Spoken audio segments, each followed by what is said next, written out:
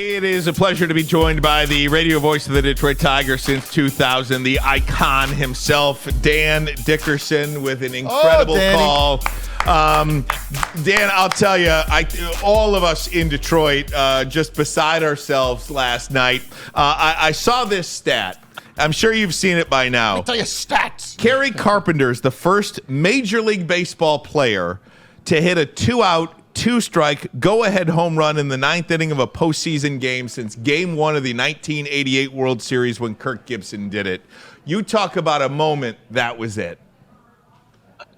That's kind of amazing, isn't it? It really is. No, we just kept going over the numbers for Class A, and this is the thing that I love so much. The Tigers don't tell their guys, hey, lefties only hit 115 against this guy. They don't focus on that. It's like, what can you do to have a good at-bat? And I thought it really started with Wenzel Perez lining out that great catch by Stephen Kwan in left field to end the eighth inning. Wasn't a catch. That was a good swing at 1-2 count.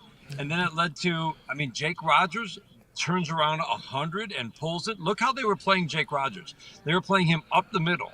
And even though it's a right-handed batter, and he hit a bullet right by Rocchio at short. And then Sweeney comes up, and he's not overawed by the moment. He got a little bit jammed, but a line drive into right center. Now it's runners at the corners setting up what happened with Carpenter. But Carpenter fouling off some fastballs was big. The fact that he got 3 sliders in a row, people are like, what is he doing? But the other stat you saw, he hadn't given up a home run off the slider since, 2022? Woo. So, Amazing. You can second guess that all you want. But Emmanuel Clase, I think, knows what he's doing with Bo Naylor. It was just one of those incredible moments and so unexpected given how good Clase is and how he dominates lefties. Just a lot of fun to watch. I love these at-bats that these guys are putting together late are incredible. Hey, Dan, always good to be with you, especially after a Tiger win and one in which I had my first Tigers moment ever. When Maglio hit the home run, I was playing in the NFL, so I kind of was, de-invested from what was going on in Detroit, so I missed that moment. But here we are, my first moment, and proud to have it. I kind of cheated on you last night. Usually I listen to some part of the Tigers game in the car. Some part of the game I'm listening to on the radio so I can hear that voice. Yeah, I can close my eyes and hear it now, but I watched that one at home with the family. I want to ask you a question. In moments like this, because you've called to moments like this, what's the experience for you as a lover of baseball, lover of the game, but also, the broadcaster for the Detroit Tigers? What is that moment like? I think it's what you hear in my voice is a reflection of you're trying to really you really notice in the postseason you really locked into every single pitch, and so you're anticipating what might happen. So I'm anticipating. The most likely outcome to me. I said it at the time. I liked Carpenter being at the plate in this at bat. Not necessarily that it's easy to hit Class A, but I just liked Kerry Carpenter being at home plate. But I'm picturing a single, because we've just seen 2 from Rogers and from Sweeney. So I'm picturing a single to left center. And then for that ball to jump off his bat, you probably heard a little bit of surprise in my voice. Yeah. But that's just a moment. But I think the postseason, to answer your question, you're very locked in. You're very much glued pitch to pitch so that you're ready for whatever might happen. It's why we love sports. You just don't know, especially with this edition of the Detroit Tigers, what might happen in the late innings. Wow. Hey, Dan, what was your takes, yours and Bobby's take on the catch by Stephen Kwan? I thought it was a trap because I looked at his face and he looked guilty as sin. But everyone else thought it was – Pete Spivak said he dropped that ball. And I had the freaking computer up to my face looking at it, and I'm like, I think he caught it, Pete. But he didn't, man. No. What was your take on that? No, the ball did not hit the ground. He got his thumb underneath it. If the replay I saw, it might have bounced in the glove, but the thumb was underneath it, never hit the ground. He did not trap it. I thought it was a clean catch. Wow. That's exactly what I thought. That's exactly what the TV broadcast showed. Now, I don't know. The TikTok and the Twitter and the Facebook, they've all got these blown-up versions. It's AI. Because I'm with you, Dan. I thought the thumb of the glove was on the what do you call it? On the grass, and it bounced off the glove and up into the pocket. Right. Yes. Right. I'm with you. No, I'm pretty good at those in terms of seeing the bounce. Yeah. And I didn't see it live. That's why I went with catch right away. And I'm looking for, believe me, with all my heart, I'm looking for that bounce off the grass, Yep. but I didn't see it. Then Parker Meadows comes back and takes one off the wall. I mean, this guy is as smooth as a center fielder. He's like almost like a kid playing in center field in Little League. It's amazing. It's amazing. I mean, he's made some great catches that we all know about, but he's made other catches look routine that were not easy plays. I'm trying to remember where it was. Was it in game one or was it in Houston? It was a line drive. I think it was in Houston where he had to turn, run to a spot, and then quickly turn because it wasn't a deep fly ball. It was a line drive. Picked it up, made the catch onto the track, made it look easy. He is making the routine look, or the difficult look routine, and then he's making plays that are just off the charts up against the wall yesterday, like you said. That's not an easy play. You got to count your steps. You got to know where the wall is. Mm-hmm. He jumped up, made that one look easy, but he took an extra base hit away. And every defensive play in that game was big, obviously in a 0-0 game. Dan, I got to say about the broadcast. You know how I am about my broadcasters. We geek out about it all the time. But I will tell you, you can't have three better calls from all sorts. You guys, obviously you and Bobby, phenomenal. How about Tom Hamilton? A guy that, it's the opposite team. And usually those guys mail it in. Like if you listen to Yankee broadcast, should have listened to Bob Costas last night during a Yankees double play. You think Michael Kay is going to give credit to the other team? No. But Tom Hamilton, what a great call. And then I was surprised about Brian Anderson. Loved the call, but he didn't know it was a home run till it was almost gone, man. You hit it right on the head, though. Well, the tricky part about that fly ball, it left the bat at a really high angle, and we just seen Parker Meadows.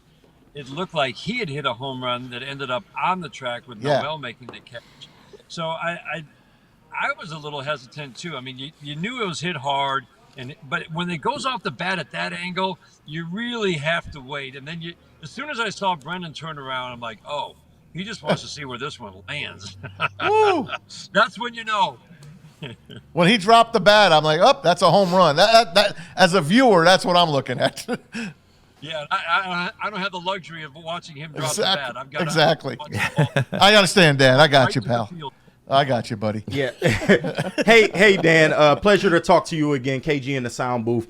And I don't know if us fans and just the national media alike are really grasping what AJ Hinch has done with this team, especially in the postseason. He's playing chess out there, not checkers. He seems to have an answer for every single thing that an opposing team does. Can you just speak to what you're seeing from AJ Hinch right now, managing this Tiger team through this deep playoff run? It's hard to describe. It really is. I asked him one time, do you play chess? And he said no. And then I realized why. Because he's playing it every night. Yeah. In the dugout. It's phenomenal. And guys, the amount of work that goes into the game plan for every day to pull off what they're pulling off on the pitching side of the equation with two starters for the last 2 months in Montero and Skubal, and now really one in the postseason. Maybe Reese Holson comes back and he's a traditional starter, but maybe he continues to do what he did the other day and have Holton open for him to get through the first four batters. But there's so much detail involved. So he is constantly thinking about, he's helping with the game plan. Chris Fetter does the game plan. The catchers do the game plan. Pitchers do game planning. But he's always thinking about, okay, what can we do to maximize every guy? You know how hard it is to win a game using 7 different pitchers? But the thought that goes in, and as he talks about the read and react to the moment, I'm sure he's got a great idea of how he would love this to go in a perfect scenario, but it's never a perfect scenario. The other day notwithstanding, but generally those openers have done the job, but it's where do they get you in the lineup so that you can bring the ideal number 2 guy into this part of the lineup. I've never seen someone so good at understanding where his guys match up against that part of the order going into every single series. And now in a 5-game series, he's got a secret sauce for the postseason. We watched in the regular season, but he's elevated this to an art form in the postseason in terms of understanding matchups and how that's postseason baseball. You need the big hit. You need to have some home run power. We've had big home runs from Meadows and Carpenter. This is not a home run hitting team, but you need that. Home run prevention is key, and then it's how you use your bullpen. Yeah. And I've just never seen anybody this good at understanding where his guys best match up. And I love what Sean Gunther said the other day. He said, it's about trust and belief. Trust that they're putting you in the right spot so you can have the best chance of success, and belief that your stuff is good enough to get these hitters out because of the constant positive reinforcement every day. Not just Pollyanna, oh, you'll be fine, but here's the specific plan of attack to how best to use your stuff to get major league hitters out. And I'm thinking of Gunther and Hannafy especially, because look how far Sean Gunther's come. Solid numbers down at Toledo, but he's a low 90s guy, but he's developed a splitter that's ridiculous, and he uses that sinker. He gets ground balls. He went through the 2, 3, 4 hitters, 2, 3, 4, 5 hitters in the 7th and 8th inning of Game 2 in Houston to get the game to the 9th inning. And that's how far he has come in a very short time. That's a testament to all that's going on with this work. It starts with AJ. Dan, this is such a unique season for so many reasons, but for one of them, for most Tigers fans, I would say, I think I would say most, we didn't get to see this team all year long. You know, they had the Comcast dispute. They were losing games. We really weren't sure what was happening with this team other than seeing some highlights or maybe whatever the case may be. I remember Kirk Gibson, when this team was like, I don't know, 53 and 60, said, you know what, he really likes kind of the makeup of these guys. He likes where this thing is going, and there were some people that blasted him for that. Did you see this coming? Did you see these guys? I don't know if anybody saw this coming, but did you did you like the direction of this? Could you potentially even fathom it at the time that this group of guys had this makeup? No, when you're 55 and 63 on August the 10th, when you're 55 and 63 in August, what you're hoping for is a nice finish, right? And I was very interested to see how this team would finish, given that, look at all the roster moves that occurred in about a 3-week period. Carpenter and Green come off the IL. Dingler gets to call up first. Torkelson and Meadows come back from AAA, and Young and Sweeney come up. That's a lot of change. And I was excited to see what the Tigers had. And I love the fact that A.J. Hinch challenged these guys. It's like they always talk about continued development at the major league level, and that's going to go on your whole career if you're a really good player. But they never stop talking about winning. And that's, I think, a really important element of this. Understanding what your routine has to be. A.J. talks about this with young players all the time. The biggest number one job they have coming up, learn a routine. What's your routine going to be like at the major league level? And then understanding all that has to go on in one day to win one game. He makes fun of himself about talking about that one day at a time approach. But when you understand that it takes, I've got to have 50 touches with Gary Jones before I go play in the outfield. I've got to go out and do my work with Joey Cora. It's just 5 minutes, but it's probably 35 ground balls real quick, right by the dugout. And then I've got to come up with a game plan if I'm a hitter for today's game. I know the staff is going to come up with one, but I've got to do my own work. All of those things that go in. I've got to get to the strength and conditioning room. I've got to get to the weight room before I get into the cage. Once I understand all of these things, then it takes the pressure off when you're actually standing at home plate or on the pitcher's mound. And that's what I think I've enjoyed the most. No, could we have seen this coming? Not, absolutely not. But once it started to feed on itself and this aggressive first to third base running, which has been the best in the league this year, and those late inning at bats, even in a game where they hadn't scored runs, they kept coming up with those big late inning at bats. That shows the dedication to the approach. Even if it didn't work in your first 3 at bats, you're going to make sure it's going to work in the late innings when you really need that good at bat. Might not always work, but the quality at bats we're seeing late are phenomenal. So once it starts feeding on itself, whether it's the pass baton approach at the plate, whether it's running first to third, and now Jake Rogers is running first to third like a maniac, as he says, scampering from first to third. I mean, and then the pitchers, I put up a 0. I want to put up a 0 because I'm following that guy who just put up a 0. All of it becomes very infectious. And that's when you get those, those teams that are, it's fun. When the whole is greater than the sum of the parts, sounds like a cliche, but it's real when you believe like these guys do.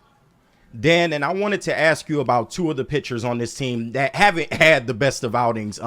Tyler Holden first. He had that rough inning in game one and gave up 5 runs. And then also Jackson Jobe, who we haven't seen since the Astros series, but he also had a rough go of it in that 7th inning when he was brought out. Tyler Holden, I kind of expect him to maybe start this next game, but what is your take on him and what you thought about game one and what you expect from him going forward? And Jackson Jobe, will we see him again during this ALDS series, and what do you expect from him?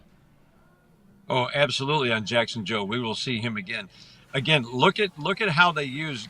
We'll start with Jackson Jobe first. Look at how they used him in that situation. Everybody's like, "What are you doing? Bring him into a 1-0 game in the 7th." Well, again, this is AJ Hinch understanding what he has, understanding that Bo Brisket was the guy he needed to get through the 2 through 5 hitters, and then Jackson Jobe, he's on the roster for a reason. There's not going to be any soft landing here. There's not going to be a guaranteed 5-1 game or a game where they're down 6-1 where you can bring him in to get some work. Every game might be like this. So bring him in there, put him in the best spot to succeed, facing 6, 7, 8. And look what he did. He threw 7 cutters, 4 changeups. They believe that cutter is a real weapon, and they knew it could get soft contact. And guess what? He got soft contact. Facts. Raised a guy with a pitch jersey, bloop single to center, and then there was you have the ground ball that they got through, the soft fly ball, and there was no hard contact in there. So I think he's very confident that he can bring him back out, put him in the high pressure. He learned that he can handle the moment. It was 3 balls in play, all soft contact. And if the infield hadn't been drawn in, then that ball might be a double play ball. So Jackson Jobe, we will see him again. They like his stuff. But the cutter, keep an eye on that because that's a pitch they believe he can get anybody out with, get soft contact off of that. As for Tyler Holden, the other day it was double walk, ground ball that was an error, and then that changed the whole inning. Infield in, again, a soft ground ball gets through. If the infield's back, it's a double play ball. He got Ramirez and Naylor out, really would have generated 2 soft ground balls off their 2 best hitters. Tyler Holden has been phenomenal since the beginning of last year, even better this year. And I don't think AJ, I don't know what he's going to do tomorrow, but I wouldn't be surprised at all if he runs him right back out there because, as Bobby pointed out on the air, the first inning's a high leverage inning with that offense. And Quan, Fry, Ramirez, Naylor. If he does what he usually does, which is put up a 0, and he gets through Naylor maybe to start the 2nd or at the end the 1st, now he can bring in whoever he wants to start against the bottom part of the order. So those 2 guys are going to be big pieces. I don't worry about either one. And especially Tyler Holden, because what he's done the last 2 years, the consistency, I think it was 61 of 66 appearances this year. Tyler Holden gave up 1 or 0 runs, and it was mostly 0. And that's working generally 4 outs or more at a time. Hey, Dan, I'm looking at American League Manager of the Year odds. Matt Quartaro of the Royals is the leader. Do you know who's off the board? AJ Hinch. Wow. He's off the board. What's that? AJ He's Hinch. off the board. In other words, there's no odds for him to win Manager of the Year. He is off the board. They have Quartaro, Vogt, Cora, Baldelli, Hyde, Espada, Boone. And they have not available for AJ Hinch. I don't. What are they looking at? You can't vote for him, or you can't bet on him. You can't bet on him. That means you can't vote. Well, he's going to get consideration.